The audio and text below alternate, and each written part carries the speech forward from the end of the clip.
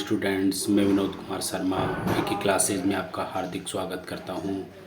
आज VK classes में हम पढ़ेंगे वेस्टर्न थिंकर के संदर्भ में। और वेस्टर्न थिंकर में जो हमारा चल रहा था टॉपिक प्लेटो के जो दार्शनिक शासक पर प्रतिबंध व दार्शनिक शासक का सिद्धांत की आलोचनात्मक मूल्यांकन के बारे में आज हम विस्तार पूर्वक चर्चा करेंगे कि किस प्रकार से दार्शनिक शासक पे प्रतिबंध हैं और दार्शनिक शासक के जो आलोचनात्मक यानी कि उसकी किस आधार पे इस सिद्धांत की आलोचना की जा सकती है। हम बात करें प्लेटो के दार्शनिक शासक पर प्रतिबंधों के संदर्भ में तो राज्य में धन और निर्धनता का प्रवेश पर रोक लगाने का प्रमुख कार्य किसका होता है? दार्शनिक शासक पर। यानी कि दार्शनिक शासक ना तो धन ले सकता ना किसी को धन को छू सकता। यहाँ तक प्लेटो के अनुसार प्लेटो का मानना है कि जो निर्धन व्यक्ति होगा वो भी दार्शनिक शासक नहीं बन सकता, और जो धन को छुएगा यानी कि जिसके पास धन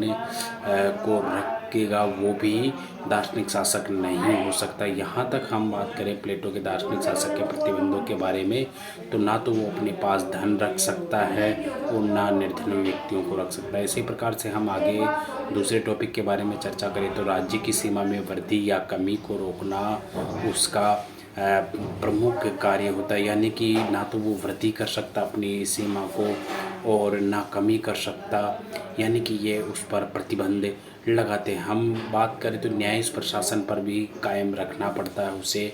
अगर उसका न्याय प्रशासन नहीं रहा प्लेटो के अनुसार दार्शनिक शासक का, तो उसे अपने पद से वंचित किया जा सकता है और वो हट सकता है, क्योंकि अगर न्यायिक प्रशासन बहुत ही महत्वपूर्ण होता है राज्य में। उसी प्रकार से हम बात करें शिक्षा पद्धति को हमेशा बनाए रखना बहुत आवश्यक है, क्योंकि प्लेटो ने दार्शनिक शासक के संदर्भ में बात की कि उसे 50 वर्ष तक की शिक्षा ग्रहण करना अति आवश्यक, बहुत ही महत्वपूर्ण आवश्यक माना है।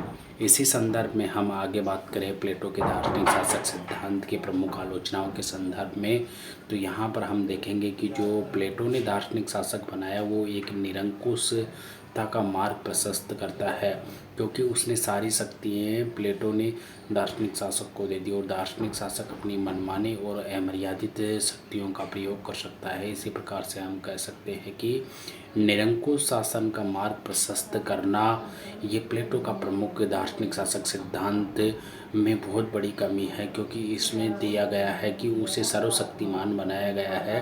अगर किसी भी व्यक्ति को सर्वशक्तिमान बना दिया जाता है तो वह अपनी मनमानी करने लगता है और निरंकुशता का मार्ग अपना लेता है। इससे राज्य को नुकसान होता है, वो शोषण करने लगता है, राज्य में दमन करने लगता है। इसी प्रकार से हम सेकंड पॉइंट को देखें प्लेटो के अनुसार दार्शनिक शासक का जो सिद्धांत उसकी क्या कमी रही है। देखिए, नागरिकों की स्वतंत्रता और स्वयं के विवेक का अंत करना होता है इसके सिद्धांत के माध्यम से, क्योंकि अगर किसी व्यक्ति को यानी दार्शनिक शासक को अगर सारी शक्तियाँ मिल जाती है तो नागरिकों की स्वतंत्रता को बाधित कर देता है, उनकी स्वतंत्रता को छीन लेता है उनसे, और स्वयं का जो विवेक होता है वो भी उसका भी अंत हो जाता है एक तरह से, क्योंकि मनमानी अहंकार की अहम की भावना आ जाती है और इस वजह से राज्य का विनाश हो जाता है। तो यहाँ पर प्लेटो का जो सिद्धांत है उसमें प्रजातांत्रिक गुणों की कमी दिखाई दी है, क्योंकि यहाँ पर नागरिकों की जो समानता और स्वतंत्रता थी उसका हनन उल्लंघन किया गया है। हम बात करें तीसरे टॉपिक के संदर्भ में तो प्रजातांत्रिक समानता के सिद्धांत की अवहेलना करना। देखिए, यहाँ पर जो प्रजातांत्रिक समानता का सिद्धांत था इसमें यहाँ पर प्लेटो ने दार्शनिक शासक के रूप में बहुत ज़्यादा उल्लंघन किया है, क्योंकि यहाँ पर इन्होंने केवल सैनिक वर्ग और हम बात करें दार्शनिक वर्ग को ही महत्व दिया है, उत्पादक वर्ग को बिल्कुल भी महत्व नहीं दिया है, उसे नाशिक्षित करने पर बल दिया है। तो यहाँ पर हम देखेंगे कि सामाजिक समानता नहीं है और इसी कारण से हम कह सकते हैं कि जो प्लेटो का दार्शनिक शासक का सिद्धांत था वो एक प्रजातांत्रिक जो सिद्धांत होता है उसका उल्लंघन करता है। इसी प्रकार से हम देखें यहाँ पर तो विरोधाभास कहीं पर प्लेटो बात करता है समानता की और कहीं पर असमानता की। जैसे हमने देखा कि यहाँ पर प्लेटो स्त्री समानता, स्त्री पुरुष में कोई भेदभाव नहीं करता, लेकिन वहाँ पर जो वर्ग विभेद करता है और वो बहुत ही वर्ग के आधार पर गुणों की जो विरोधाभास पाया जाता है उससे परिपूर्ण। तो यहाँ पर ये प्लेटो का जो सिद्धांत है इसमें एक बहुत बड़ी कमी पाई गई कि इसमें विरोधाभास पाया गया। इसी प्रकार से हम नेक्स्ट पॉइंट देखें तो इस जो प्लेटो का दार्शनिक सिद्धांत है उसमें क्या कमी है।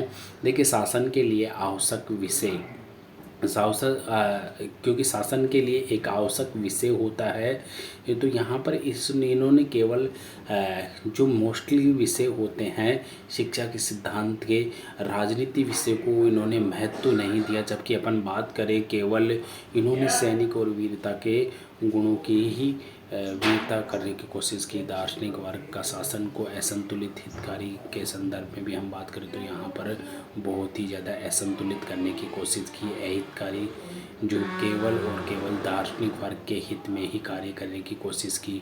और जो प्लेटो का ये सिद्धांत है वो काल्पनिक अवधारणा पर आधारित है, केवल कल्पना पर आधारित है। इसी प्रकार से हम कह सकते हैं कि प्लेटो के सिद्धांत में बहुत कुछ कमी रही है, लेकिन फिर भी हम देखें तो दार्शनिक शासक की जो अवधारणा है उसका कुछ ना कुछ वर्तमान में भी महत्व देखने को मिलता है। क्योंकि हम देखें जेनेटिक जो सिस्टम होता है उसमें हम देखें तो दार्शनिक शासक के महत्व दिखाई देते हैं। क्योंकि दार्शनिक शासक एक शिक्षा का बहुत बड़ा महत्व होता है। जो शिक्षित व्यक्ति होती है वो बहुत ही कम अहितकारी होते हैं प्रजा के प्रति। तो यहाँ पे हम कह सकते हैं कि बहुत सारी कमियां होते हुए भी प्लेटो का जो सिद्धांत है उसमें कुछ गुण पाए गए हैं।